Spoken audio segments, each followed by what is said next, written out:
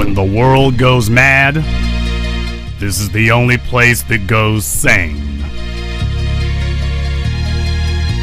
Greetings, brothers and sisters from around the world, and welcome back to the home, the haven, the stronghold, and the super fortress of intelligent black thought.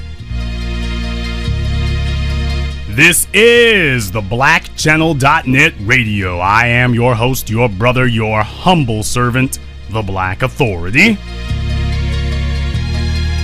And we're glad to have you all back with us again this evening, of course, so that you can get the only dose of sanity that you're probably going to receive, definitely, if not just in your day, the whole week or the month even. For some of you, the first time in your entire lives. And you need this now. Brothers and sisters, you know, sometimes it takes a few months, might even take a year for something that I say to be proven right. It doesn't take a whole bunch of time, but sometimes it may take a minute. Sometimes it might take a minute for these things to pay off. It just might. And then you've got situations where stuff happens and we don't even make it halfway down the tracks before it starts being proven correct. And that's what's happening now. A lot of you just don't get it. A lot of you don't actually understand what we're really up against here. See, a lot of you needed to be told, and you still need to be informed of exactly what the stakes are and what the real goal is, because you don't know. And that's why when I see people posting up certain things and repeating certain things, that matters. The great thing about social media and why it has surpassed traditional broadcast media in importance is because social media shows us what people are actually thinking. It tells people exactly what it is that is on their minds and is important at that time. Broadcast media just tries to throw a bunch of stuff at you and try to get you to be interested in. With the social media, we can actually see what it is that's interesting people because they're posting it up because they want other people to know what's important to them. So I watch what people post up. And it shows me what's important to you. It shows me what you're really taking away from these things. And what I realize is that a lot of you out there, you just don't get it. You just don't get it. There has been now a week-long jihad, a week and a half long jihad against black men and against black people. And unfortunately, we have so many emotionally and brain damaged, not just emotionally damaged, but brain damaged individuals out there, that they are actually playing along with this because they've got these childhood anxieties and childhood psychoses that they're dealing with.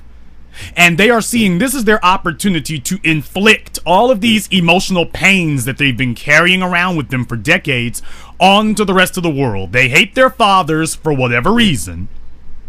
These are people in the black community, in black society, who hate their fathers, and they see this as an opportunity that the white media has given them an opportunity to latch on to that. Now, you notice the white media will not hand pick for you opportunities to lash out at racism and white supremacy. They will never do that, but they will hand you things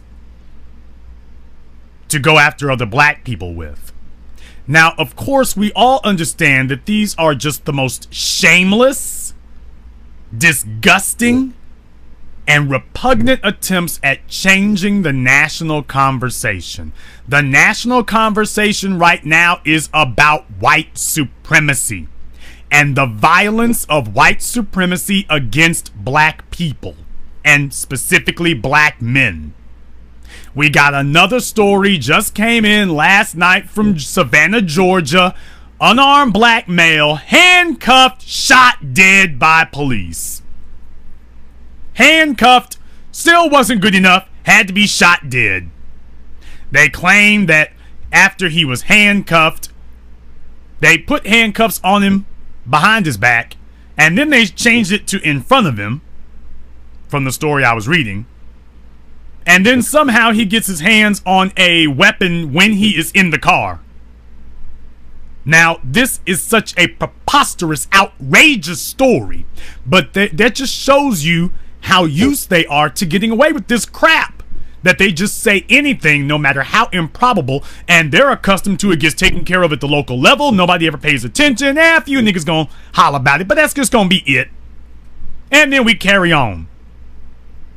Another act of domestic terrorism, just to let you know that they can take any of you at any time.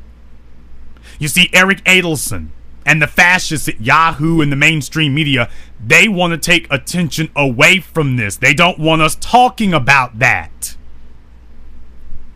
They want you to believe that the worst thing happening in America right now is Ray Rice defending himself in an elevator, or Adrian Peterson spanking his child. They want you to believe that that's the worst thing happening, because there's not a body count in any of those incidents. None.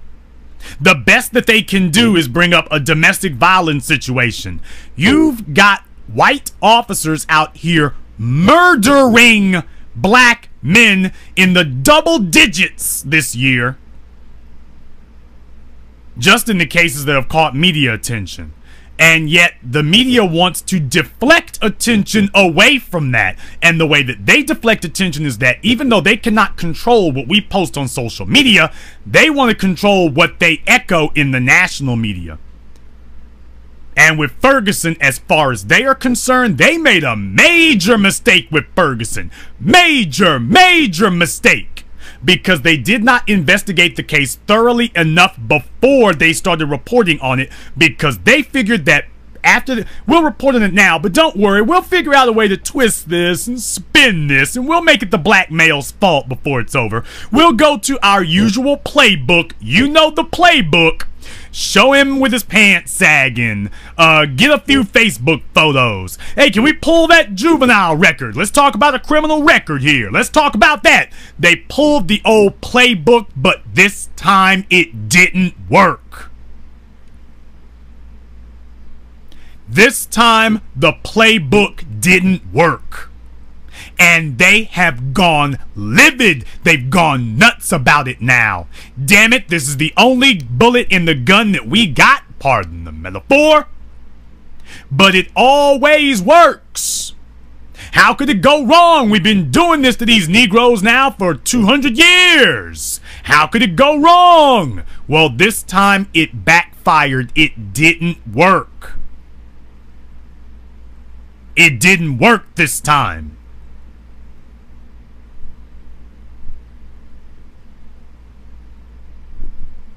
So now they are saying to themselves, okay, we can't fall for another one like that. Because you see, they thought that they were going to pull another Trayvon, was what they thought. They followed that case specifically so they could get to the end and say, oh, we pulled the rug out from under you. You notice they didn't follow the Jordan Russell Davis case nearly so closely. They never get tired of telling you when a white woman comes up missing. Dead black children, they don't want to talk about that. Dead white children, wall-to-wall coverage. This time they thought, well, this will be a case and we'll just throw egg on their faces. We'll follow the case and then we'll just show that, yeah, he deserved to get it, yeah! And this time it blew up in their faces. Now they're saying, okay, we got to change this damn subject because all we really did was give them a supercharger on this issue. We've got to change the subject. So all the things they should be saying about Darren Wilson and Ferguson and now Savannah, Georgia, all the things they should be saying, where's the investigation? Shouldn't we be doing more? Where's the urgency? Why haven't they taken action? Why is it taking so long to take action? They're not saying that about these cases of black people being murdered and killed. They're concerned about black women being beaten except when it's a white police officer. Then they don't care. No articles, no wall-to-wall coverage, no reporters. No weeks-long jihads about it. They don't give a damn about black women. This is not about black women. And if you're a black woman who is regurgitating what these people have said, you are being played for a fool. You're playing right into their hands. Because if they were concerned about black women, why aren't they talking about Marlene Pinnock? She got the hell beat out of her months ago, and they are saying nothing about it. And the black females talking about Ray Rice, you ain't said nothing about Marlene Pinnock either. You didn't say anything about the woman in New York. You didn't sit up here and go on a jihad for Anisha McBride.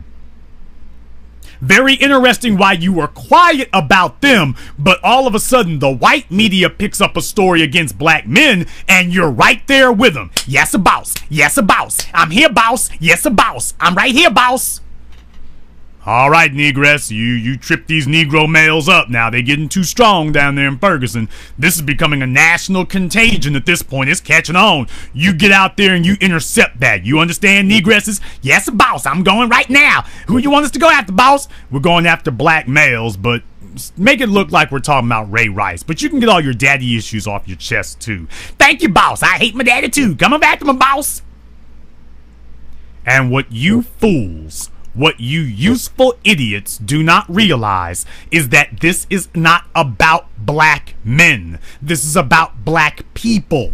And because you are too slow and dull-witted to be able to put together the dots and connect the dots, that doesn't mean that these people haven't already engineered the situation and done it already. You are playing tic-tac-toe. They are playing chess.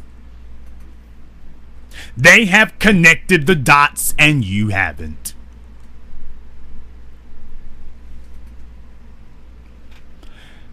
There was a story in, and we can go down the list, by the way.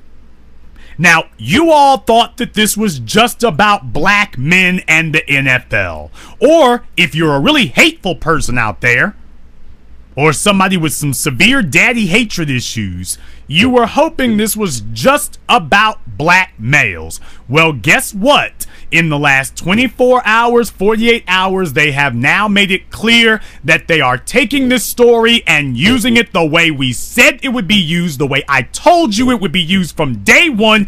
Here it is. Negro Bedwenches is backfired on you. All of the I hate black males, I hate my black daddy crowd is backfired on you. All of the I will bow at the altar of white supremacy to get power for my own little selfish, fiendish, ego-bloated issues. Well, now it's backfired on you. Right here, Salon Magazine, headline, The Racial Parenting Divide. What Adrian Peterson reveals about black versus white child rearing. And the article is written by a black female, Brittany Cooper. 75% of black children are raised by what? Black females. So this story is talking about black female parenting versus whites. You just, speaking of domestic violence, you just got yourself a black eye. You just got busted clean in the eye and you handed them the ammunition to do it. You thought they were going to stop at beating up Adrian Peterson and you could get your daddy hate jollies out, and it didn't take them 48 hours before they could turn around and bust you in the back of the head with a baseball bat. And you handed them the bat. Congratulations. Your daddy hate issues just blew up in your face. Now they're turning the spotlight on black women and saying it's your fault that you are what has created an Adrian Peterson. So they got Peterson on the one hand and they got you on the other. Chris Carter was on the NFL on TV talking about what? How his mama abused him. Had a very interesting exchange today with Michael Eric Dyson's wife, Marsha Dyson, on Twitter. Very nice woman, very congenial.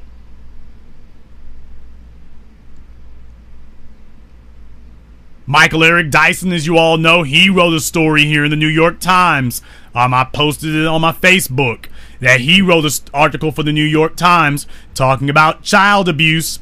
Is it punishment or child abuse? Talking about the how black people punish their children more severely, that this ties into slavery. I'm not going to get into that issue, but what I am going to say is that that plays into their hands. They want us to change the narrative to black people as a group. And now we are helping them to change the narrative from white supremacy to black men to black people as a group.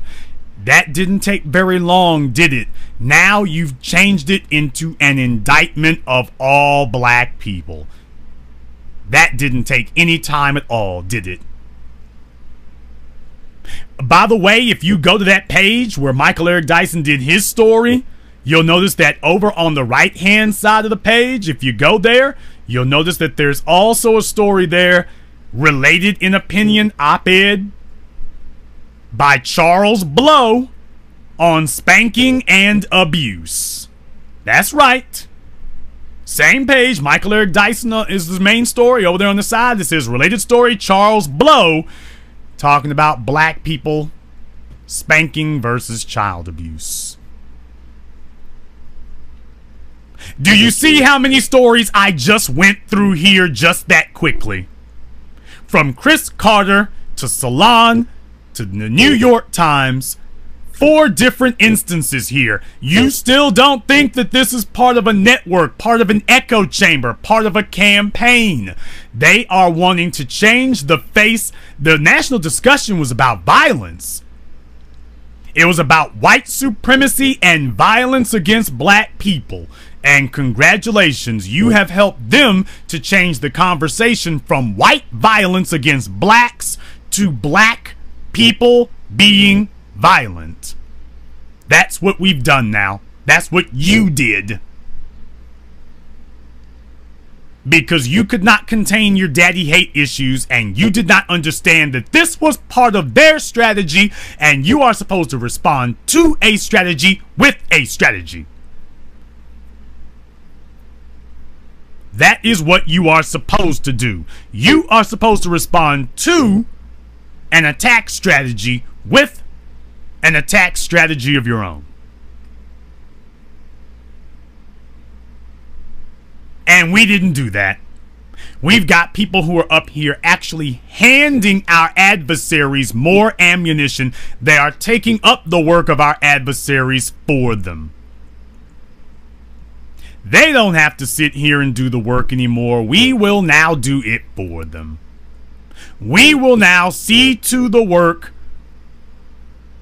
take up the task, perform the labor of explaining away for them that black people are too brutal, too violent, too abusive. They tied the term abusive to black males, and now we've tied the term abusive to the entire black society. That there is a problem in black society of abuse, and the white guys didn't even have to say it. It's black folk out here now picking up the banner and saying that there is a problem of abuse in black society. Who in the hell needs white supremacists when we got friends like this? Folks, we gotta stop falling for cheap tricks like that. We have to stop picking up the banner for them and doing their dirty work for them. We gotta stop that mess. We're not helping anybody right now. We're not helping anyone. That played right into their hands. But it gets worse. But it gets worse. There's an article in the Washington Post written by Diana Reese. Actually, there were 2 articles. She wrote one on September 9th titled, "Janae Rice's response may be troubling, but it's not surprising." And it was talking about the fact that she didn't leave Ray Rice. Well, when you go assaulting people, I guess it's true that her response was not surprising. I mean, usually when an abuser goes off and attacks somebody, they usually don't leave, Miss Reese. You're correct. That's usually what happens. Now, that was what she said then. Then the next day, September 10th, very next day now, she puts up a story titled, "From Ray Rice to a Federal Judge. Is the system too lenient in domestic violence cases?" Now, that was the title of it. From Ray Rice to a Federal Judge. So her story on September 9th was Janae Rice's response may be troubling. Story the very next day, from Ray Rice to a federal judge. She wants you to know. She wants you to associate domestic violence with Ray Rice. She wants to make sure that's what she does before you even find out what the issue is or what the cause is or is it justified. But wait, did you hear the whole title? From Ray Rice to a federal judge. Is the system too lenient in domestic violence cases? So do you know what this wonderful Irish lady is trying to say? What she's trying to say is that we need more prisons so that we can deal with this domestic violence issue. We need more jail time. We need more prisons. We need more punishment. You see, you all were under the illusion and the delusion that it was right-wingers and Republicans, that was the issue. Why, your good liberals would never turn to things like that. Why, they all hated Reagan. They all hate Bush and Texas and the prison industrial complex. They're all against it. And now they're the ones first and foremost to raise the idea that you need more prisons for domestic. We need to increase the penalties for domestic violence. We need more prisons. Now, you notice these people never say we need to increase the penalties for meth. And they haven't said a word about increasing the penalties for wrongful convictions that take away decades of people's lives. Police officers blatantly, violently assaulting people in the streets. They're not even saying that there should be a penalty. Forget increasing the penalty.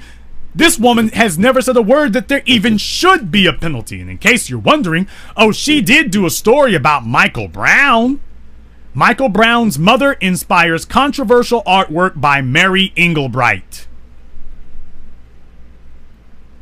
And it's showing a woman holding her baby, and the baby is holding his hands up like surrendering.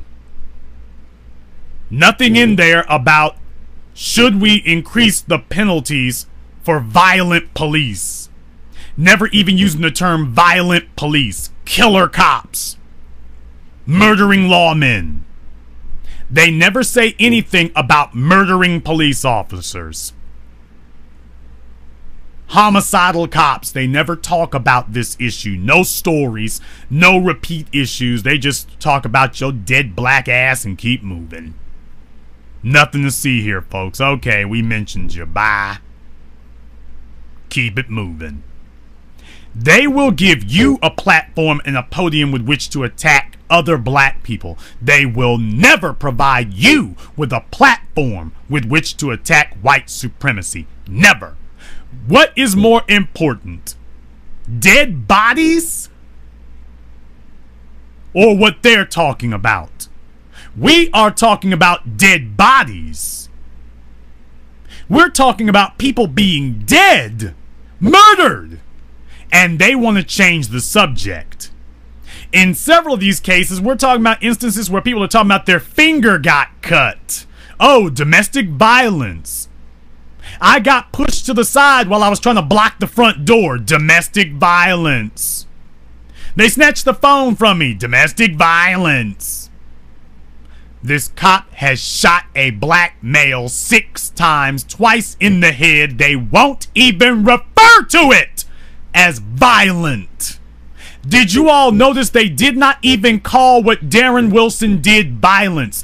But then again, it shouldn't be surprising they never referred to what George Zimmerman did as violence. Not what he did to Trayvon, not what he did to the police officer before Trayvon, not what he did to his wife, not what he did to his girlfriend. Nothing he has ever done was referred to as violent. Nothing, never.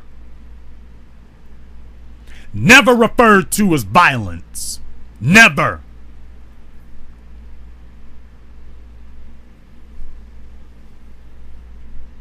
Violence only applies to black males. And that is why the white corporate media structure is very disciplined, very tight on their use of that term. Because they understand that once you start associating terms, that means something. You see, pedophile is attached to white folk because every time you see it, that's one of them. So they make very, very sure that they don't show a face of a pedophile if they don't just have to. But when we talk about violence, they make sure that if it's a white person involved, we usually hide it. Till days or weeks later. If it's a black person involved, front center stage, immediately. This must go, page 1. Headline, top of the news. They understand that if we're going to use the term violence, we have to keep associating it with black males. Steady, steady, steady drumbeat, steady drumbeat. It's got to be a steady and consistent drumbeat. Take a look at all the stories and articles that I've mentioned tonight. This is a jihad, a campaign against black people, and the focal point is black men. I posted for you all a story, and remember I talked to you last night about Eric Adelson, the Class A scumbag at Yahoo News, who has, as Yahoo Sports, who has his own personal vendetta against black males. Now, I don't know if he got cut from the football team in high school because the black athletes were so much better. I don't know if he had a black girlfriend once and got beat up by her, or he was messing with a black female and her boyfriend beat him up. I don't know what exactly was the scenario that happened, but very clearly he's got a personal vendetta against black males. And you have to understand, people, how psychopathy works. You have to understand how psychopathy works. If you don't understand how psychopathy works, you won't identify it even when you blatantly see it.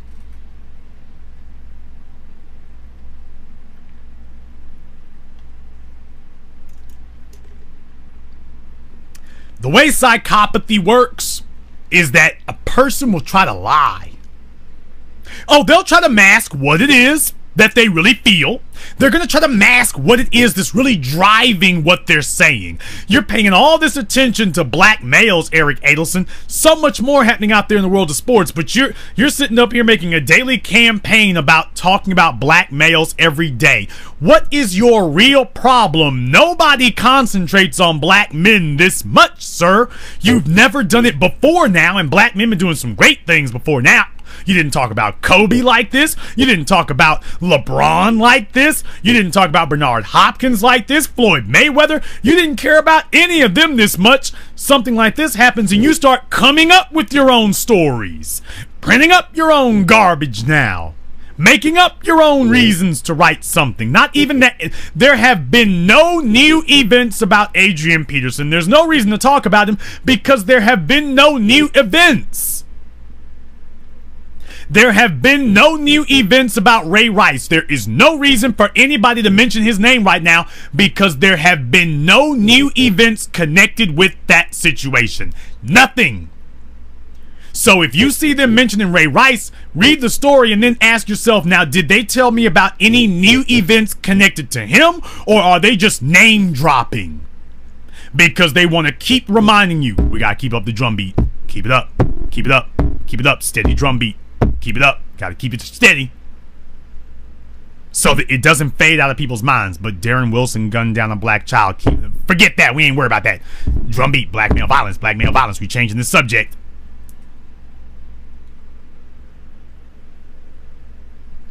Now, Eric Adelson, he couldn't contain himself last night. And that's the way the psychopathy works, is that you start working against your own best interest. At some point, you've got to let people know why it is that you really did this. You've got to let them know, because they may not come to the conclusion that you need them to come to. You need the people to understand that the problem is black masculinity, and the idea that black men will begin leading and will begin asserting our masculine prerogative must be derailed. Because on the football field, our masculinity dominates. And it has now for over 4 decades. And that is what really irks him. That is what tears him apart inside. And at some point, he's got to let the real thing come out and actually explain to his audience, explain to the readers, the reason why you must hate Adrian Peterson. Well, yeah, it's child abuse, but understand, it's about that black masculinity. That is the real problem. And sure enough, last night I took a screen capture so it can never be forgotten. Yahoo took it down shortly after that, by the way. Yahoo took it down shortly after that. Now, you can probably still find the story, but they took that off their front page real quickly. By the way, little old me.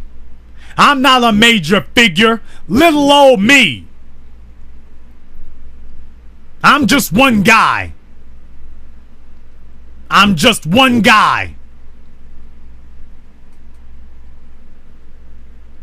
If you took a look at the picture, you saw that what it said was, now on Yahoo, you know, they've got basically two, it's a a horizontal slider, and when you hold your mouse over whatever image is on the slider at that time, it gives you a larger blow up of a different picture with same picture with a different headline on it. But this one, it had 2 of them on there, and that's why I showed it to you so you could see both of them. Now, on the horizontal slider, it said Peterson's sad masculinity. Peterson's sad masculinity. Black male face, once again, showing the football player without his helmet on. So, we want to associate the image of black male in football. Masculinity is sad. Why is it, though, that Eric Adelson has never done a story about proud masculinity? I ask you all, show me the story that he's ever done about the proud masculinity of a black football player. I'll wait for that one. Since when have they ever talked about masculinity with football players? Ever since black men came in the game, they stopped talking about it. Used to be okay. Black men showed up. They don't want to talk about masculinity anymore. But very, very simple. Why is it that they never talked about masculinity before? Now he wants to talk about sad masculinity? What the hell does this have to do with football? Plenty of pictures of Adrian Peterson, by the way, not in a football game. If you wanted to talk about Peterson outside of football, his masculinity, which has nothing to do with football, why did you not put up a picture of him somewhere outside of football? We're talking about a non-football related issue. But that is not Adelson's point. He is trying to rescue white male masculinity from the indomitable clutches of black male masculinity, because he is sick and tired of white guys being seen as weak and wimpy in comparison to black males. So even though he physically cannot dominate black males, what he will do instead is, this is a political machination. This is a political machination. Listen to me, brothers and sisters, you're about to learn something here tonight. This is why the Black Channel is crucial and essential, so that you can understand exactly why this is going the way it's going. You see, Karl Rove changed the way that politics works, because in the old days of political campaigning, your strategy was find a scandal, find something that your opponent is weak on, and then rip that open and exacerbate his weaknesses. Karl Rove changed that strategy. Karl Rove came up with the political strategy of do not attack an opponent on his weaknesses. You do what would seemingly be impossible. You attack an opponent on his strengths. You find where your opponent is strongest, and then you twist and transform his strength into a weakness. And the reason for that is because your opponent is going to run on his strengths. If you can transform his strength into a weakness, you have taken away the reason that people would vote for him. You have now taken the reason for them to vote for him off the table. So yeah, you can give people reasons to vote against somebody, but it's even more effective to take away the reasons that they had to vote for him.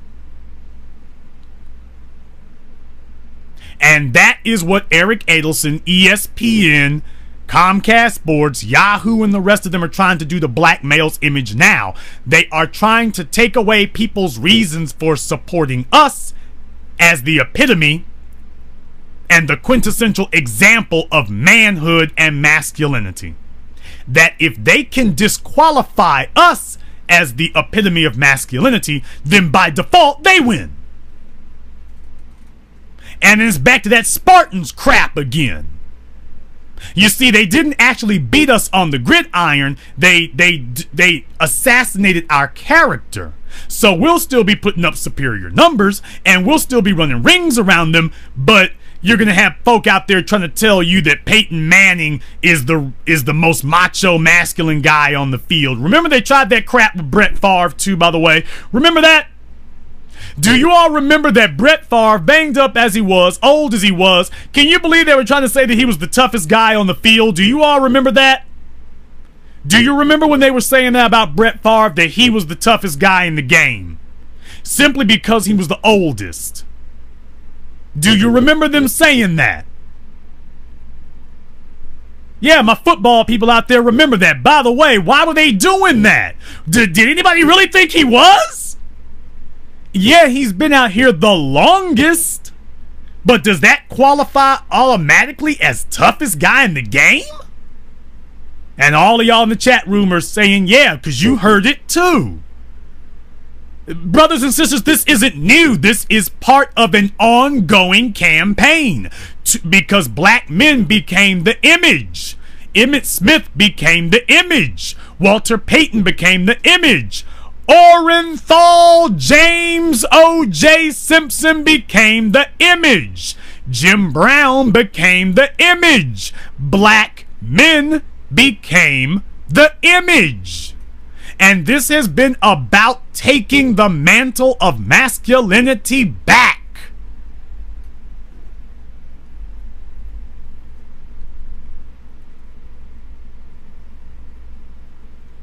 That's what this has always been about. Taking back the masculinity mantle. And black men have a stranglehold on that mantle. You will never be able to take it away from us on the field of competition. So what they are now doing is attacking us on our strengths. That, yeah, you might have higher numbers, but you will not be respected for your accomplishments. If we can't beat you, then we will just disenfranchise you. We're experts at that, you know. We're experts at that one. We will just disqualify you in the people's minds. So you may have superior numbers, but you will not have the respect of the people. That's what we're here to take from you now. Even if we can't beat you on the field. Even if we can't. Because they understand today that even if they had superior numbers, we'd still have the best scores. So they're not relying on that anymore. Because we've been there. When we were a minority, we had the best scores. We're the majority, we still got the best scores. Competition is not going to win you nothing. Now they want to know, how can we make this happen a different way?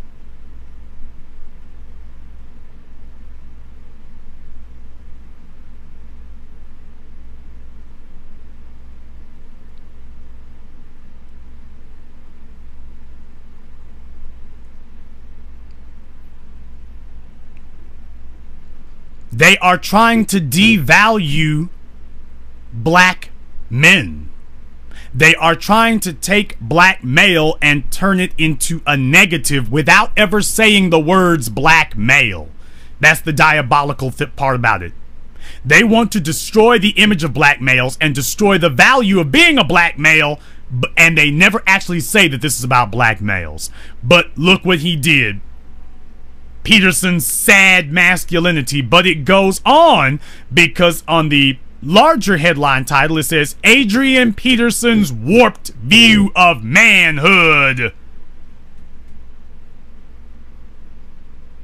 In a reported exchange with the mother of a child he whipped, the player is proud that his son could take it. Now it says the mother of a child he whipped. Why didn't it say his son? So you see right there, they try to... This guy's all over the place. He can't hide his hatred and his rancor. He puts together the most obvious, shameless, propagandistic attack piece against this black male. It's so obvious here. No wonder they didn't even leave it up there very long. It's so obvious what you're doing. But that's the way that destroying people works. In Nazi Germany, that's the way it worked. You just keep throwing that out there, steady drumbeat. And now that he's come out and said that, he's now let you know that in case you all were missing it, it's not good enough to just say that the problem is domestic violence. It's not, and by the way, Adrian Peterson, that's not domestic violence. Anyway, it's not good enough to say that. He's got to let you all know that, because the audience might not take your attack the way you mean for them to take it. The audience might not take the attack the way that you planned for them to, so you've got to make sure that it's explained in no uncertain terms how they should accept the information that you are giving them. You want them to hate black males. You want to disqualify black male masculinity. So it is imperative that you explain to the audience that the problem is black men. And this worship that you all have established for black males, that's the problem. You worship them. You bow to them. You wear their jerseys and their t-shirts, and you don't buy ours. The problem is the audience now bows at the altar of black masculine primacy. They bow at the altar. They bring their offerings. They pay tribute to these black men like gods. And they have erased their white counterparts from the history books. And this is about the last gasps of white supremacy attempting to annihilate our place in history before we're even allowed to make it. They said enough of this black male god worship. Enough of that.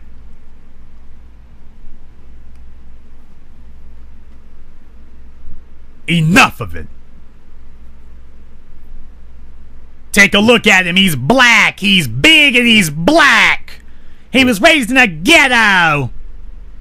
Bastard baby making mama ghetto. Look at him. He doesn't even have a real name. He doesn't even have a real name.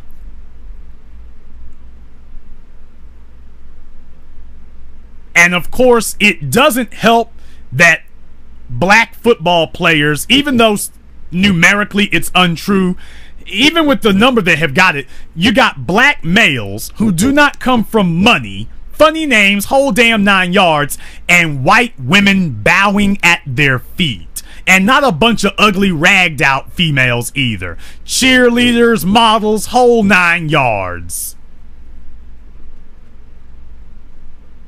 The kind of white females that these guys, white males, would be bragging about. The ones that Eric Adelson calls so pretty and so beautiful, but they walk by Adelson like he doesn't even exist. You think he's not holding a grudge about that? You think this isn't a grudge, brothers and sisters? And specifically, brothers, I'm talking to you. You don't think there's a grudge against you after something like that? Do you know that they are still livid and angry about Kim Kardashian? They are never gonna forgive us for that one. Never. Because as far as they're concerned, that was an exercise of black male power, wealth, and influence. And it was. By the way, it was.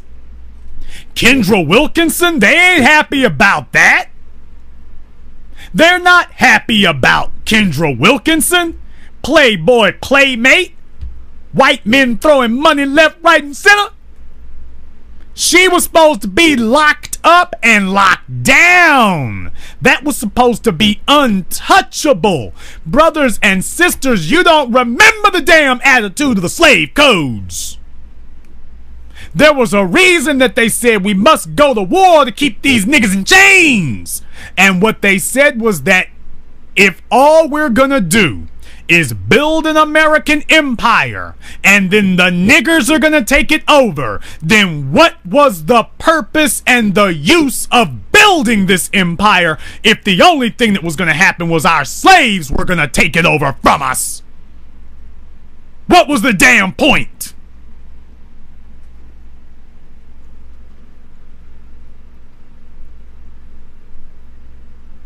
You think they're not still holding a grudge about? You think they forgot all this? You think they've forgotten Heidi Klum? Somebody said in the chat room she was named as the most beautiful woman in the world, and she goes and gets a black man who deliberately marks up his face? Do you know how small that made the white male bigot contingent feel? That this white woman passed by all of them for a black male who put African carvings on his face? She walked straight past y'all at 1,000 miles an hour. There wasn't a one of you who was good enough for her. You think they're gonna let that slide without a response? You think they have not been grinding their teeth, gnashing and gnawing, balling up their fists, their faces flushed with blood and anger, steam coming out their ears? Do you know how long they've been sitting on this? Do you know how long they've been sitting on this? Now they're bringing out Iggy Azalea and her ex-boyfriend. What's his name? Jefe, Jefe. Go look it up. Talking about her suing him. You notice they don't talk about Jefe very much, though. Did you all notice that? They don't want to show Iggy Azalea with her black ex-boyfriend, the one who helped put her where she is today. You notice they don't want to show that to you. And a lot of you tonight, this is your first time ever hearing it because you don't really follow that heifer like that, and I understand. But, by the way, they go out of their way not to show him. They don't want to associate her with him. They don't want to do that because this is about establishing white primacy and reestablishing white supremacy. And they don't want it tainted, even though it already is. But these people actually believe that they can rewrite both history and reality, so there you go.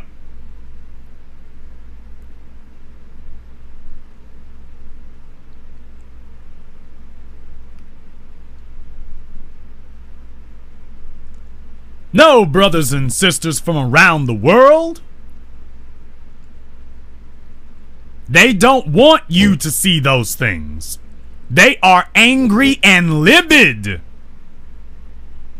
And this, it is not enough that they have their pick of whatever women they want.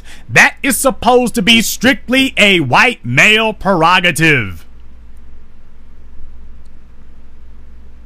That is supposed to be strictly a white male prerogative, that he can go among your women and grab and assault and murder and anything else. That you're supposed to just be used to that. You're just supposed to be used to it. You got no rights to nothing. As a black male, you're not even supposed to walk in the same room.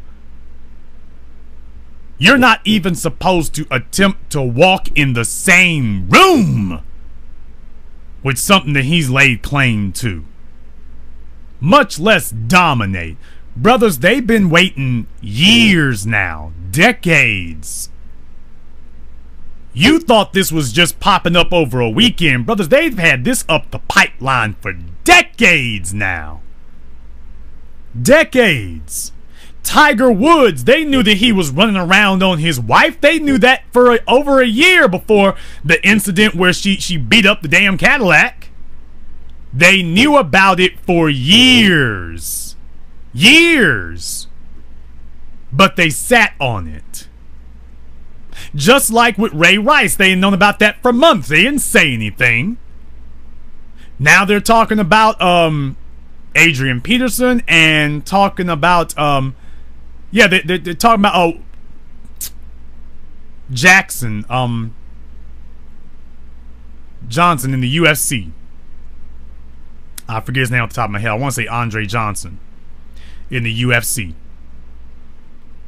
And his ex-girlfriend is talking about charges that the UFC has just suspended him over something that happened in 2012. He already dealt with it, but here they are back again. Okay, Black Label says it's Anthony Johnson. For supposedly an incident from 2012 now. But here we're back again. 2012.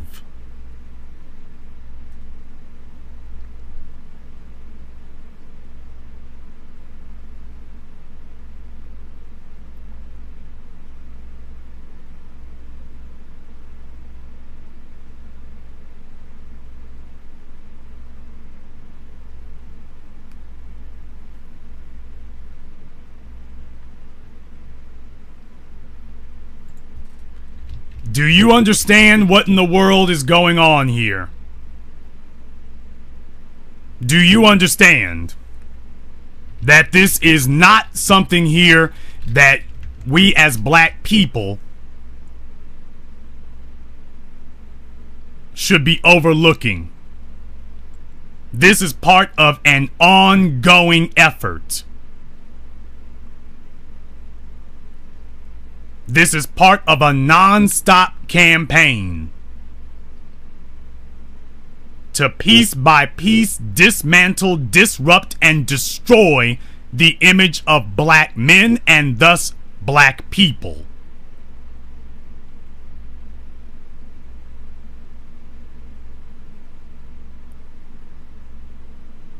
And you thought that you would be able to sit back and help them attack a black male, and that there was a lot of females out there who figured that you would play the game that if white supremacy could take down black males, then that would make you look bigger and you'll be more powerful by getting those black males out the way.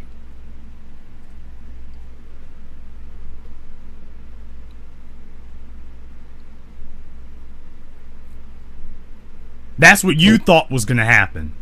Now you realize that no, attacking black males was just the wedge. That was just the wedge issue. You gave them the wedge that they needed to open up the door, to force it open, to come after everybody now.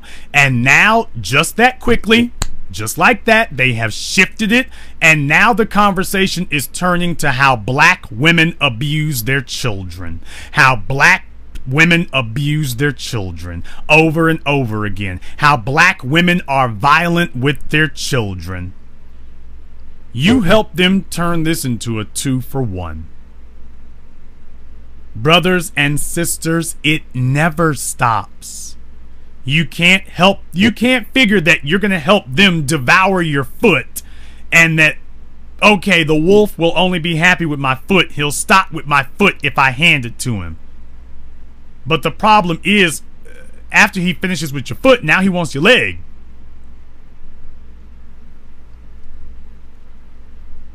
We cannot play this game. It doesn't work. It never has. And it never will.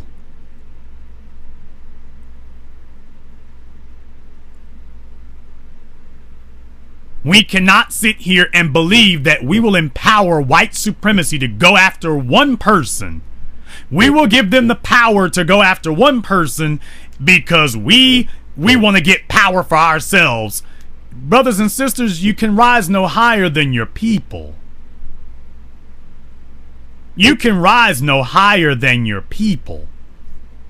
I disagree with a lot. Hell, I'm willing to say that I disagree with everything that Oprah Winfrey stands for. I am not going to help white society to go after her. I am not going to help the white racist establishment to go after this woman. And when I say white society, that's what I'm referring to. The white supremacist oligarchical structure that pulls the strings, calls the shots, runs the show, and has its tentacles anywhere and everywhere, that co-opts the hearts and the minds of the people, both inside white society and in black society too, by the way. Just in case you thought you were immune. I will not help them to go after her. I inform my people what the problem is. I take the problems of her to the people. I speak to my people about what the problem is with her. I don't go to the nearest white corporate mouthpiece I can find and then say to them, okay, let me tell you what the problem is here. If I get in front of them, I'm going to tell them what the problem is with them. But if I've got a problem in black society, I need to take care of that problem in black society.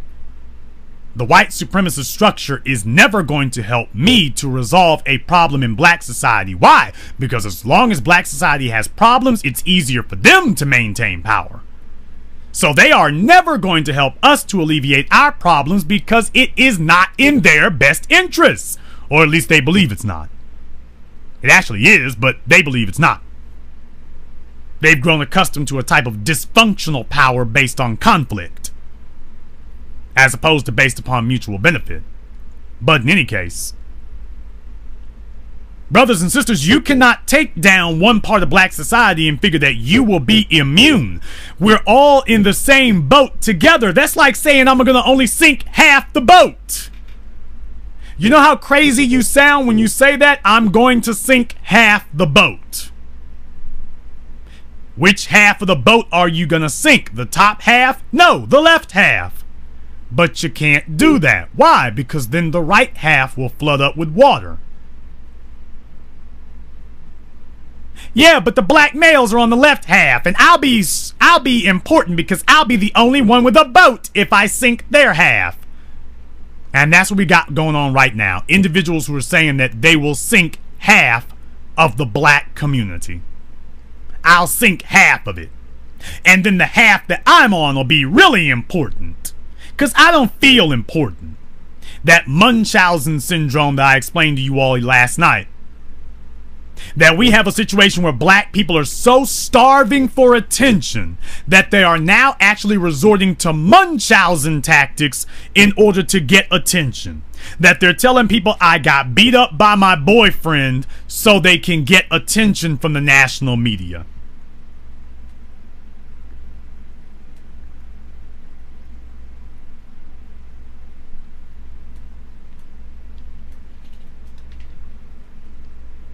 If you think I'm overstating the issue, just take a look at the facts.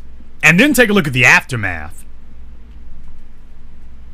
Take a look at Real Housewives. Those are a bunch of black females who scream and curse and fight and throw furniture. Evelyn Lozado, after all the domestic violence assaults that she's made on that show, would sit up here and have you believe that when she got home, why, I would never lay a hand on Chad Ochocinco. Heifer, you've been beating people up for 4 seasons. On video, you wouldn't even calm down with grown men holding you back. But we're now to believe that individuals like her, you had a whole house full of them. These were not a house full of demure, ladylike, soft, Miss Manners individuals. That was NFL wives, football wives, basketball wives, ready to throw down at other women that they look at. And you think anybody else is off limits? No. And if they can't get attention for that, they see, well, hell, you see what they do on TV to get attention. You think it stops just because the cameras aren't there anymore? That need for attention? And knowing that violence is the quickest way to get that attention? If you can't assault him, claim you were assaulted. It doesn't matter. It doesn't matter. The attention that you get will be the same. Remember, in the mind of emotionally damaged people, all attention is good attention. There is no such species as bad attention to the mind and the psyche of an emotionally damaged person. There is no such animal as bad attention. When their children get sick, they post it on Facebook. They go to the hospital and put pictures on Facebook, on Twitter. There is no such animal as bad attention. No such creature. There is no such animal as shame. As long as they're getting attention, they're soaking it up. They're soaking it up. And as long as they can get it, they will do whatever it takes to keep getting it. Now, to people who think and actually analyze what the hell we're looking at, we see it for what it is.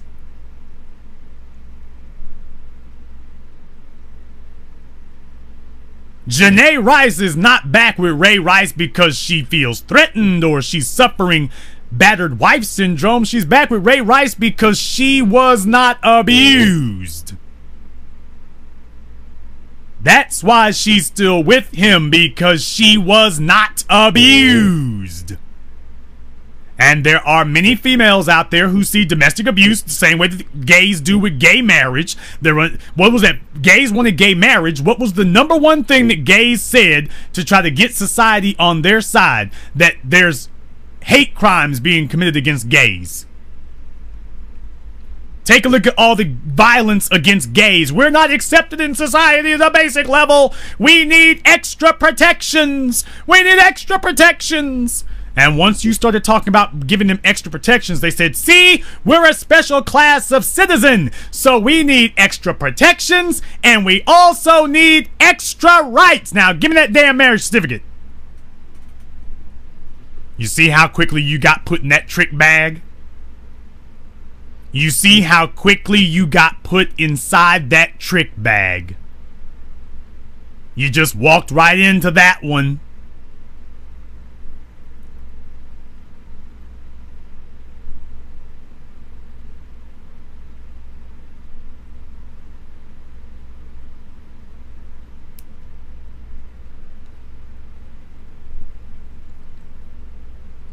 Too many of you are out of touch with the real world.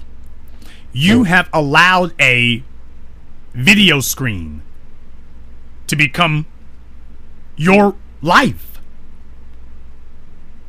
You are treating the screen on your phone, on your computer, on your laptop, on your TV, as if that is the real world. And everything that happens outside your front door, well, that's optional. But everything that happens on these devices is the real world. And these people are playing that against you now. That you are so desirous for some petty little cheap attention that you are willing to repeat, imitate, ape everything that they are doing out here in order to get some attention. You see the white media dumping ice on their heads, Negroes are going off and buying buckets of ice.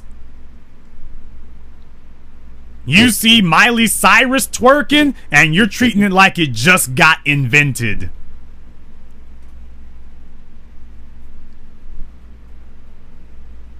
You see the white media talking about domestic violence, you're sitting up here picking up the phone saying, ooh, ooh, ooh, come do a story about me. Ooh, ooh, ooh, I'll do it. Come do a story about me.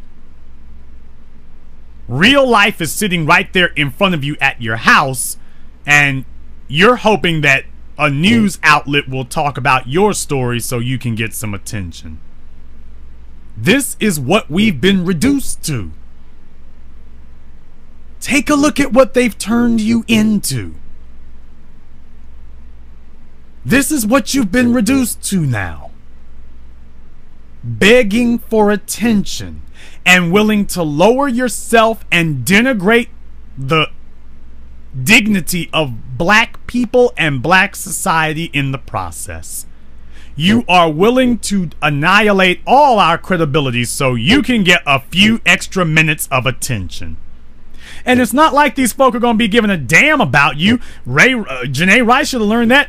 She learned that the hard damn way. She thought it was going to be this big media splash in February. She found out the hard way. No. They are going to forget about you, and you will become anonymous just as quickly as they created the attention bubble around you. They will make that sucker vanish just as quickly as they made it appear. They made it appear in less than a day. They can take it away quicker than that. And you'll just be stuck with the shattered pieces of your real life because the computer screens and the cell phone screens don't have anything for you anymore. Now you've got your real life, only you let those video screens destroy your real life. And as black people, we are playing into the hands of our enemies, and we are allowing them to do the same thing. We are allowing newspaper articles and newspaper reports to become more important than real life. And they are using these as their excuses to take down all of us. And what I wanted to do, the reason why I talked about this 2 days in a row, is because I wanted to bring this full circle for all of you so that you can see what the real aim is. Do you see how before the stories were about black males and domestic violence, now all the stories are about the violent black family penalizing black men? Domestic violence is a new tool to penalize black men, and sad black masculinity. At first they talked about black men and domestic violence. Now it's about look at the crappy state of the black society today. That's what the stories are about now, because that was what the real goal always was. The real goal was always to talk about black society, to get this damn story off of the brutality and the violence and the barbarism being directed against black people by white. That was what this has always been about. And a bunch of you have played into their hands. I want you all to understand that we do not play this game. Now, after tonight, I will not be talking about this like this anymore. I did this because I wanted you all to recognize the nexus of Ray Rice and white supremacy. I wanted you to recognize the machinery and how it's working and how it was going to accomplish what I said it was going to accomplish. And now you see that it's done that. You can see now that this is about getting us. This is about getting black males. This is about nailing us as black people. That the black men are the wedge that they use to come after all of us. And that we can't prevent them from doing hit pieces like that, but we can stay focused, recognize our enemies, and stay focused and not let them take our minds off the real issues. Yes, there are times that we always need to be able to do more than one thing. And there are times that we may have to change subjects. Yes, but we should never change subjects because of something that they brought us. We should only change subject because of something that we came upon on our own. Not because they came barging in the room and said, yeah, change the subject right quick. Black male violence. No, we're not going to do that. Not at all. It's become very easy for we as black people to become distracted. Very easy.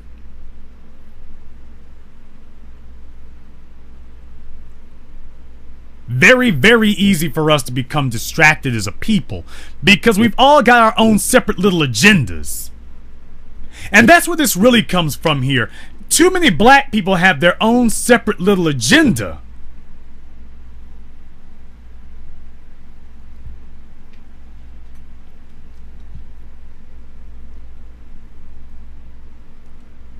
We as black people do not have a national sense of purpose. And because we do not have a national sense of purpose, we are not able to make progress as a people because we are not moving as a people.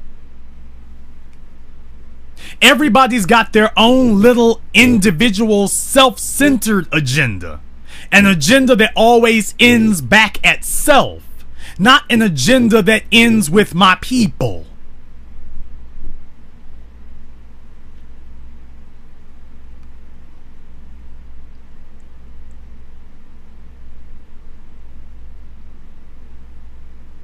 We need an agenda that ends at our people, not one that ends at our own feet.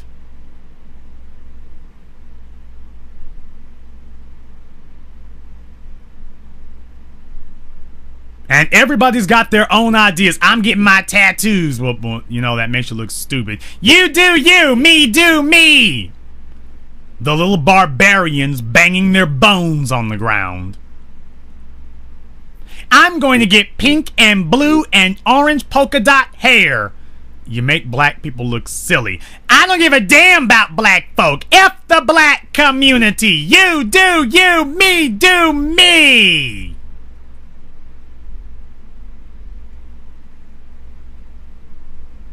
That little traitor gene. I'm gonna put some big ass wheels on my old ass car. Man, you're playing in every stereotype on earth. Damn you! Me do me, you do you, me you do me you!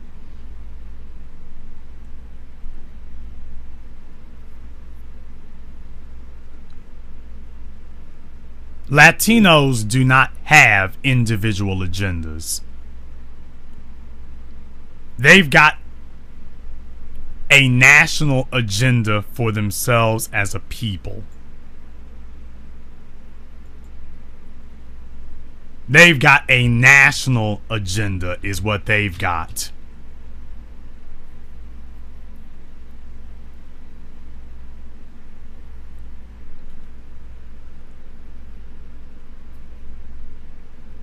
Asians do not have an individual agenda. They have a societal agenda. Arabs do not have individual agendas. They have a societal agenda.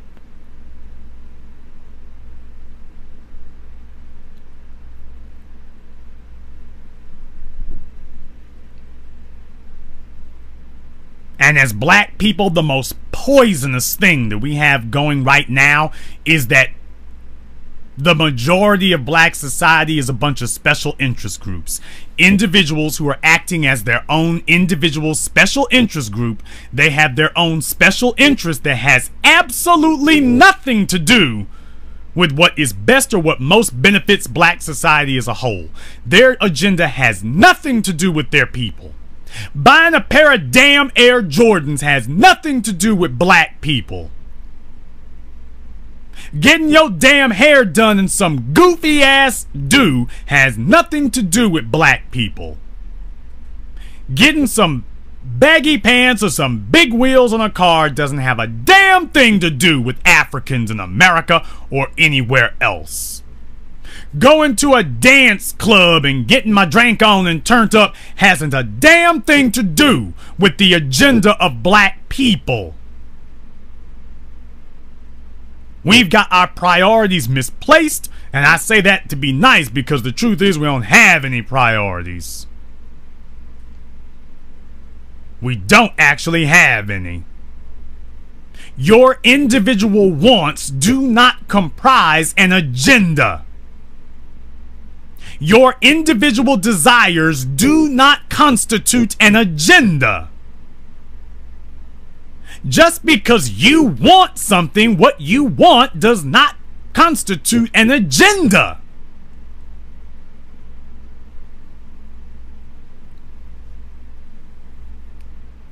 Your daddy issues do not constitute an agenda. Do you hear me over there on Madame Noir?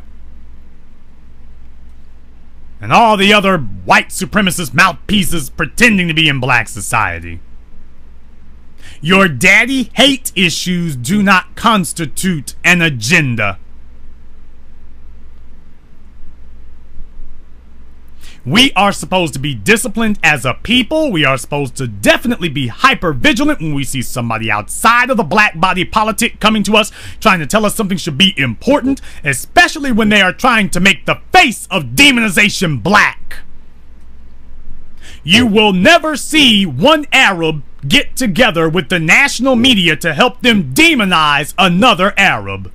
You will never see an Asian get together with the national media and help them demonize another Asian. You will never see a Jew get together with the national media and help them demonize another Jewish person. You will never see an Indian, East Asian, West Asian. You will never see any of them get together with the national media and help them to demonize one of their people. Because they know that you ain't never come around here to say anything about us before. It's something bad and here you show up and you want me to help you? No, because that ultimately hurts all of us. And you are not going to trick me into believing that I can sink them, I can sink his part of the ship, and I'm not sinking my own. If there is action to be taken against this person, it will be taken by us, not by you. But nothing good can come out of anything that we assist you to do. Because your goal is not to punish them, your goal is to derail all of us. And these other groups of people would not fall for bait like that so easily.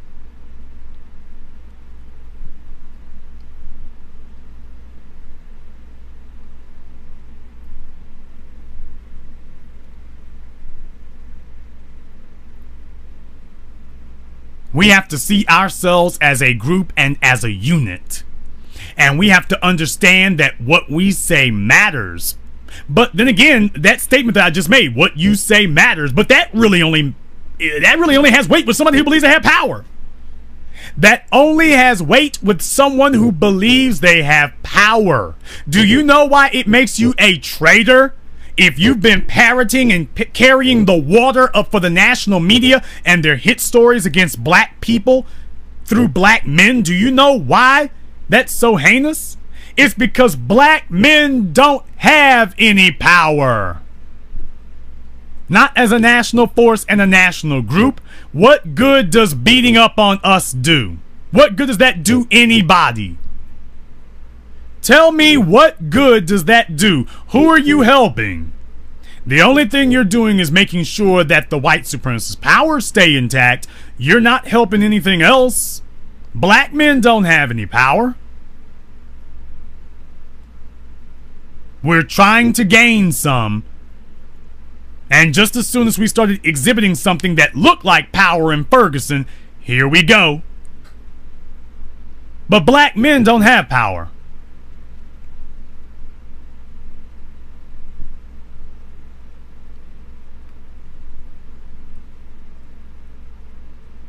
Black men don't have power.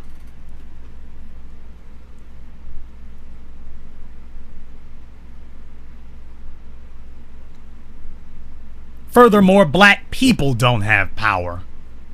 And that's why these pathetic gestures of trying to upbraid each other in the national media. I like Michael Eric Dyson. He's one of the smartest people out there. The New York Times is not where you say something like that. You do not go grab the biggest megaphone you can to say something like that. That is not helpful. That is destructive. Because the people that you're saying that through are not helping anything. If we have a problem in black society, that is supposed to be brought to our people. We don't go in front of the group of the biggest group of white folk we can find to go discussing what's wrong in black society. You go amongst the biggest group of black folk you can find. But I guess one of the problems is that a lot of black folk either don't have a group of black people they can talk to, and that is more often the case. So they go find a white outlet because white folk have built outlets for communication. Black people still working on that. Or worse, when we do get together in a group, you get outlandish, outrageous ass behavior because most of our people do not feel they actually have any power. They don't actually believe they have any.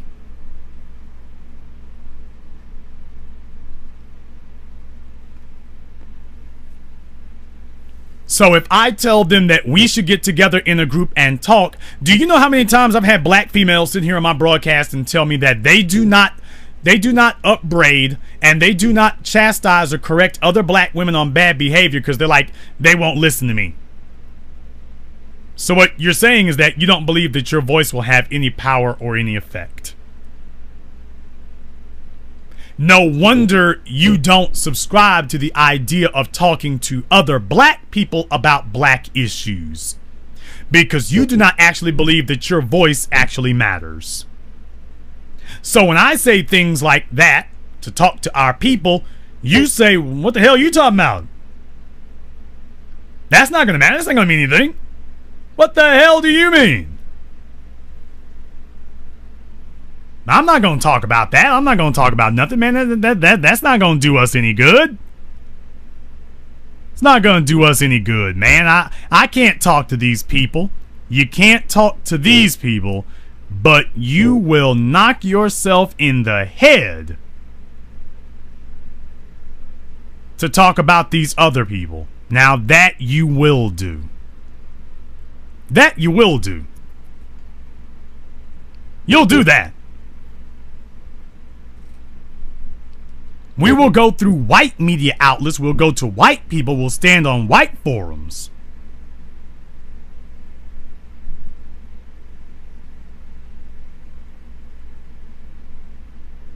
We'll do that.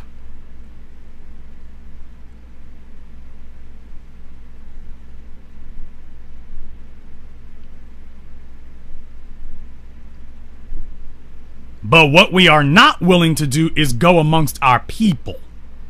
Because we don't first of all, we feel powerless to begin with. And second of all, we don't actually believe that we have power among our people.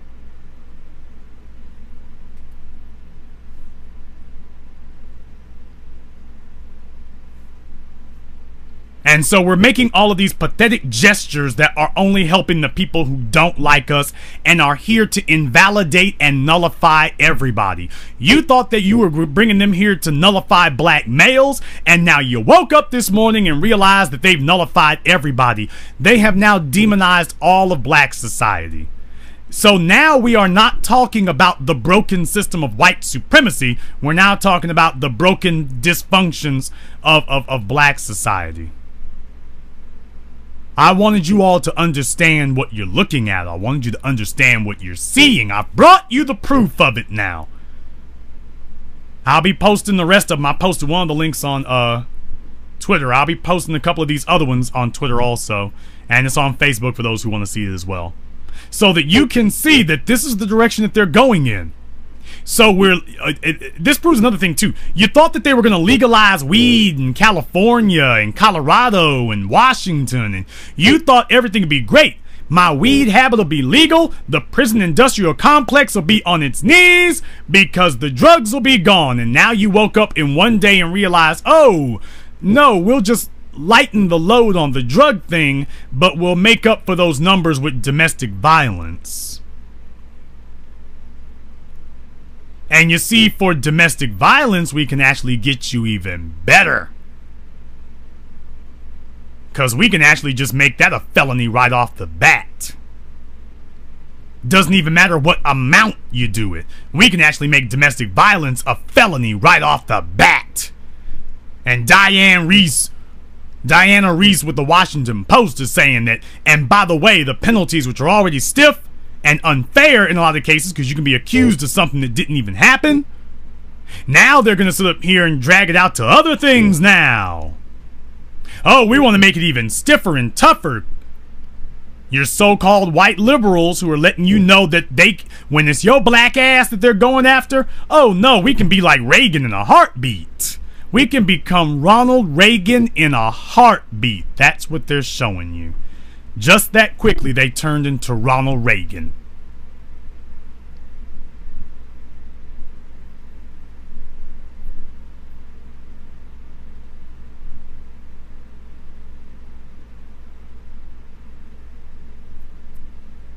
Brothers, they put, how many black men are being released from jail because of false allegations of rape against white and black females? How many?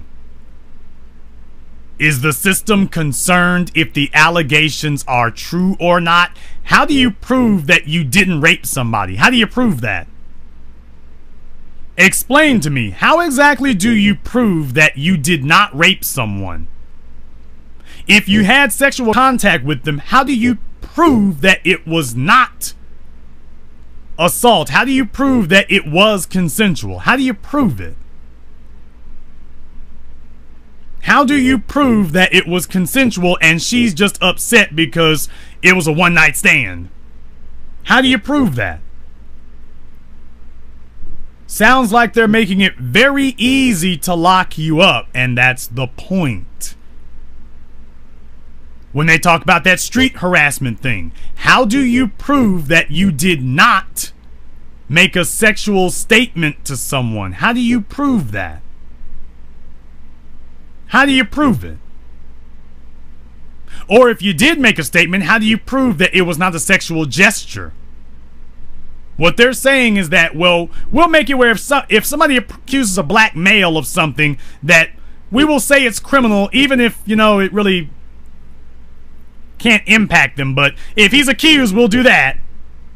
Okay, well, I'm a black male. I have some offenses I'd like to report. Get out of here, nigger. We're not trying to hear. No, only the crimes that are leveled against you. Only the accusations leveled against you are criminal. Anything you say, we're not really trying to hear that.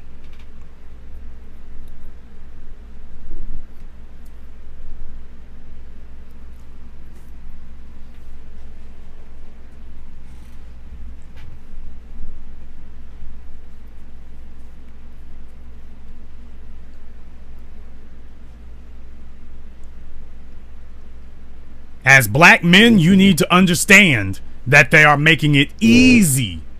And as you think they're going to lift some things, they're lifting the drug thing because they want to figure out a way to tax it. That's the only reason why. It's got nothing to do with social justice, dumbass. Has nothing to do with them thinking it's okay for your weed habits, stupid. They just see a new form of revenue.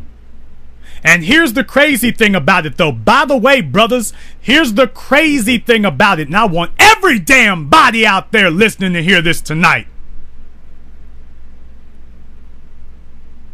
Do you know what the crazy thing is about this legalizing weed thing? Do you know that by legalizing weed, do you realize how many other crimes are committed by a person while they're intoxicated? Do you realize that? Do you realize how many other crimes you commit while you're intoxicated? So all the other offenses that can be tied to intoxication, those are the things that will start receiving stiffer penalties. So they get the tax revenue from you buying your weed, and then they lock you up. Wow, that's a cold-ass game.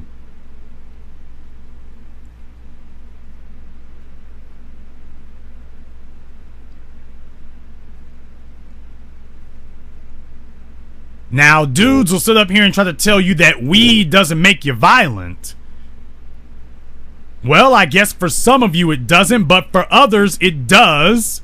At least you're not afraid of getting into a fight. And a lot of you like to smoke weed and drink because you like to pile on your intoxications. You're going to do your smoking weed, you're going to do your drinking, you're going to go driving. You're more likely to smack your girlfriend or a stranger. We can go down the list. Well, what do you know? We increased the penalties for domestic violence. Or worse, or worse. Or worse. What if your girlfriend accuses you of assaulting her after you've been smoking some weed? What if she accuses you of it? The police show up, they talk to you, your pupils are dilated,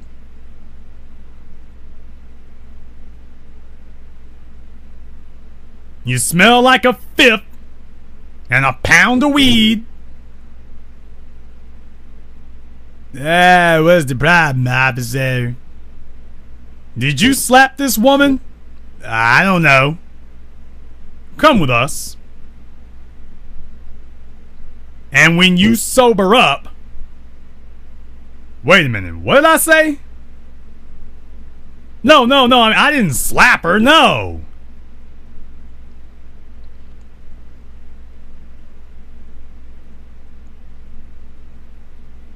What did you say? She was getting in my face about the remote control. And she was talking about she was gonna hit me over the head with it. And I told her, if you do that, I'm gonna slap you. So you did say you're gonna slap her. Only to defend myself, yeah, but you said you're gonna slap her. Man should never lift his hand to a woman. Good thing we got you down here in this holding cell now.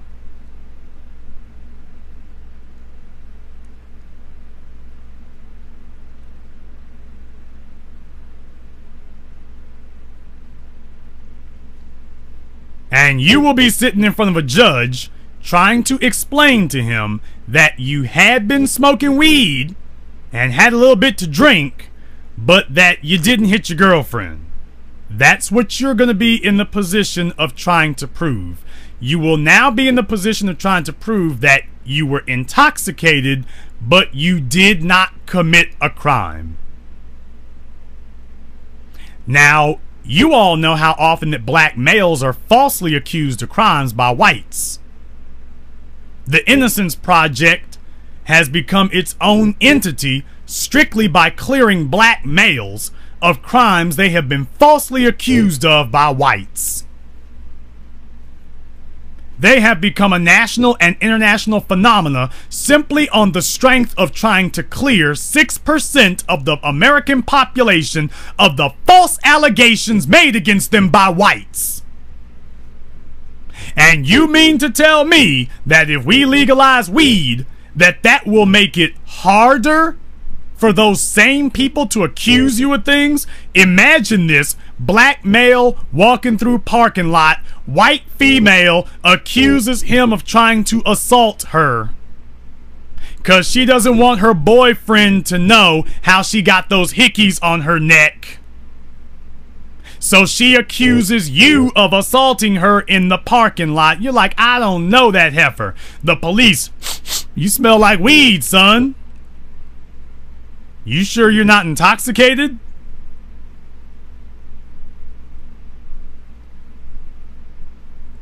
Can you show us a receipt for the marijuana that you have, so that we know that your marijuana is legal and not illegal? Because remember, in places like Holland and whatnot, where drugs are legal, they still arrest people for drugs. They arrest people for selling false drugs, and they arrest people for buying drugs not from a legal outlet.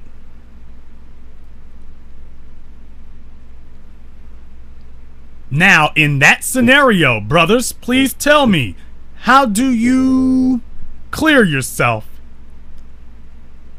How do you clear yourself?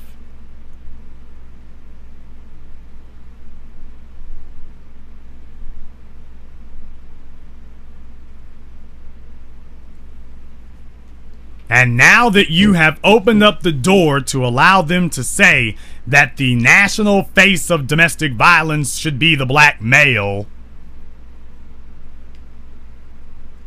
you think about that for just a moment. Now that they are starting to hone in on black females, they're letting you know that we can start going after you immediately. We need to start making sure that we catalog all the people who have helped these folk to come after us.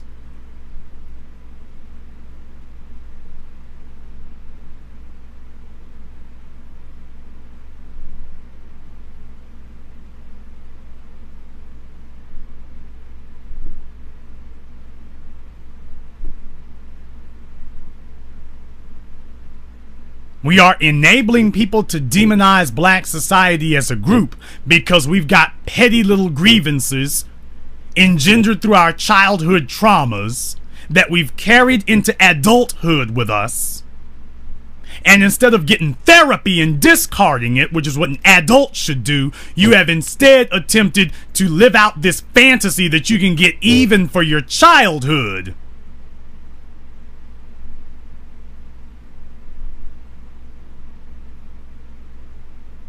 Instead of saying, you know what, I need to come to grips and come to make peace with my childhood and go on to be a damn adult.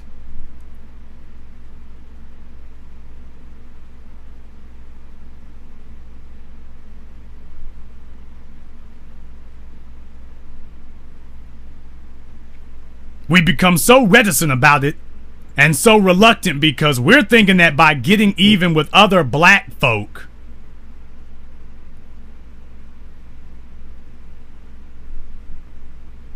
that's somehow going to help us.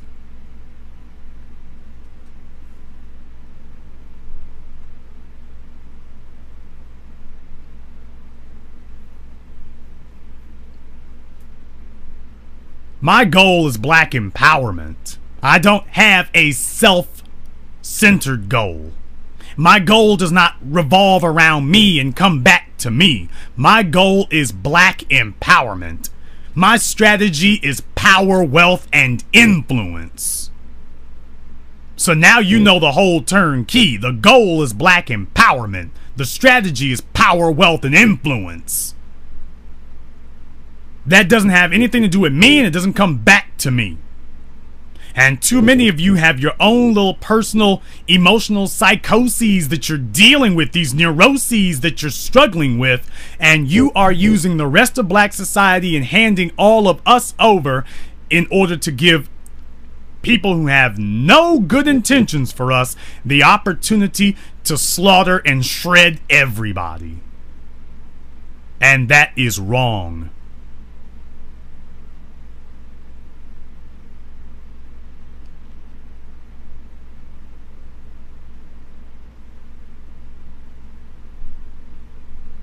That's just wrong. And not only is it wrong, it's dangerous. It is dangerous and it's deadly. Because if we lose our image at this point in history, we are in the most precarious spot that we have ever been in our history of existence. And I have told you that as everybody's numbers begin to shrink, and ours as black people, our numbers begin to rise again,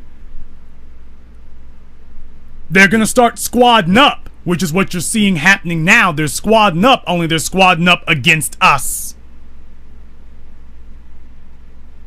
They're squadding up against us.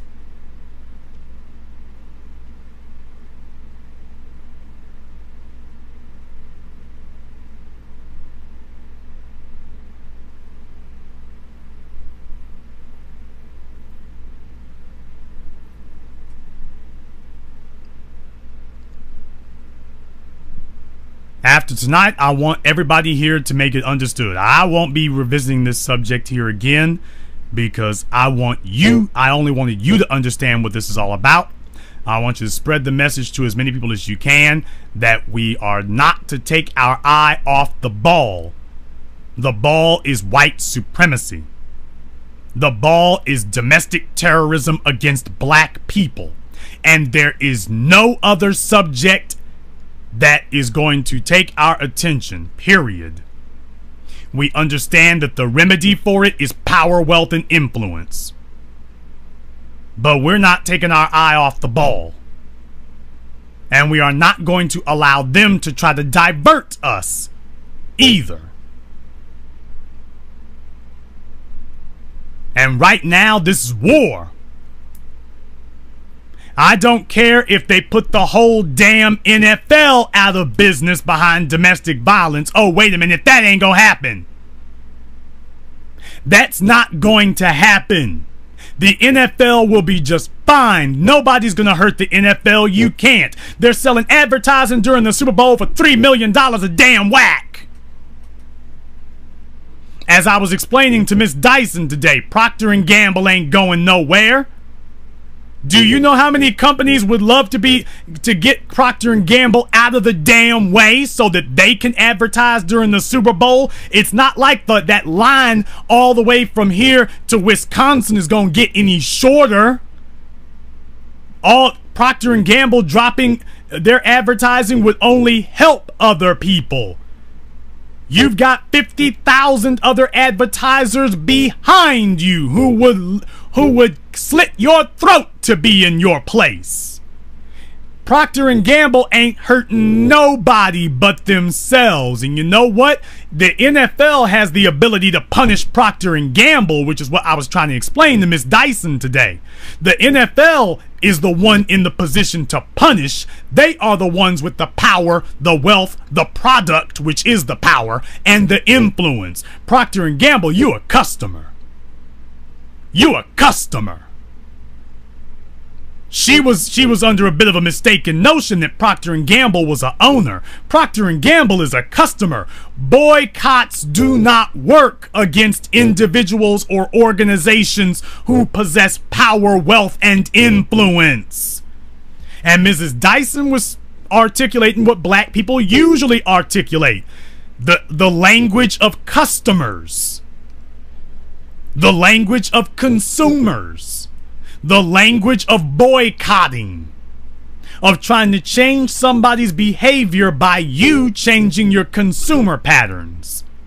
And we cannot win anything by changing our consumer patterns. We change it by changing our production patterns. But Procter & Gamble cannot levy any muscle against the NFL. Procter & Gamble makes a product, the NFL makes a product. And if you had to sell one of those two companies, the NFL or Procter & Gamble, which one do you think would sell for the higher price? Somebody go ask Miss Dyson about that one, by the way. Just in case you think Procter & Gamble's advertising holds any type of power or leverage. Just in case you were under the illusion that they actually had leverage. Procter & Gamble can afford to advertise. That means they're one of the lucky few who can afford to do business with the NFL. The NFL is doing Procter & Gamble a favor by letting them advertise. If the NFL really wanted to be brutal about it, they would tell if Procter & Gamble really, and Procter & Gamble did not cancel their advertising, they just pulled out of the NFL's cancer initiative thing, which, okay, fine, but it's not like they pulled their advertising from the NFL altogether from what I'm reading. But even if they did, the NFL could do to Procter & Gamble what Rush Limbaugh did to Sleep Truck. When they decided that they wanted to pull out on him because of what he said about Sandra Flux, he was like, okay. And when they wanted to come back, he said, nope. You want to pull your advertising? Bye. The Carbonite people, they reported immediately after they pulled their advertising from Limbaugh that profit, stock, everything else went down. Soon as they did that, profits immediately started going down for them.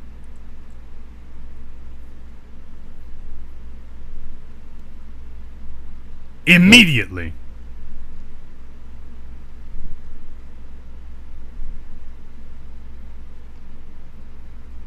Now, when have you ever heard somebody tell an advertiser, no, you can't come back? When you have power, wealth, and influence, you can do that. And if the NFL wants, if understand, Procter & Gamble is not the one playing hardball. The Super Bowl is still coming in 4 months regardless of Procter & Gamble. It's still coming. Now, Procter & Gamble can be there, or Procter & Gamble can get the hell out of the way, and Toyota will proudly and happily take your spot during the Super Bowl. It's not like there's not plenty of folk lined up behind you. Exxon will gladly take your spot during the Super Bowl. Chrysler will proudly, they had a great year with Ram, Chrysler will proudly pony up that $3 million and have another spot during the Super Bowl. They will proudly pony up that money. General Motors is trying to get their sales up. They'll blow that $3 million without looking. My old bosses at AT&T, need I say more? Comcast is suffering a public relations nightmare. Think they wouldn't like to have the Super Bowl? So if Procter & Gamble doesn't want to advertise anymore, that suits the NFL just fine. That just opens things up to other people. So this idea that we want to tell ourselves that makes us feel better about it, black folk are wonderful about trying to spin a loss. We sit up here with a loss and try to spin it into a win. It's not a win. And even if it were, Miss Dyson, do you really want to win like this? Do you really want a win at the expense of black people? And if you call that a win, at the expense of black people, that is what qualifies as a win, then now I gotta ask, what exactly do you define as winning? What is the goal of this victory?